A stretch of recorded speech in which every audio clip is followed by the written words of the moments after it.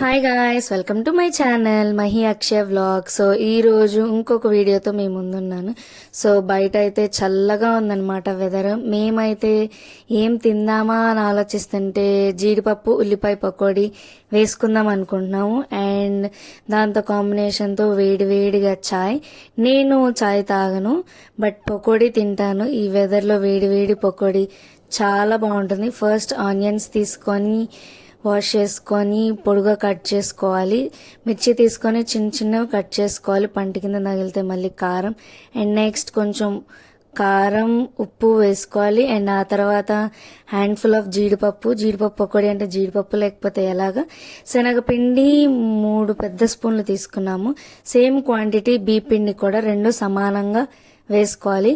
కొంచెం సోడా ఉప్పు వేసుకోవాలి, సోడా ఉప్పు కంపల్సరీ వేసుకోవాలి. అండ్ దాన్ని మెల్లగా వాటర్ పోసుకుంటూ మిక్స్ చేసుకుంటూ ఉండాలి. మీరు ఈ వర్షంలో ఏం చేసుకుంటున్నారో నాకు కామెంట్ చేసేయండి. ఈ వర్షంలో పకోడీలు వేసుకున్నా, బజ్జీలు వేసుకున్నా, ఏది తిన్నా వేడివేడిగా చాలా బాగుంటుంది. సో నెక్స్ట్ మనం బాండీ పెట్టుకొని ఆయిల్ పోసుకోవాలి డీప్ ఫ్రై కోసం.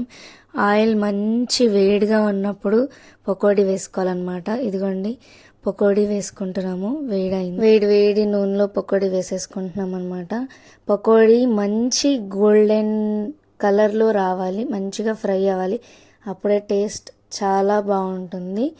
మీలో ఎంతమంది పకోడీ వేసి తింటున్నారో ఈ టైంకి కమెంట్ చేసేయండి.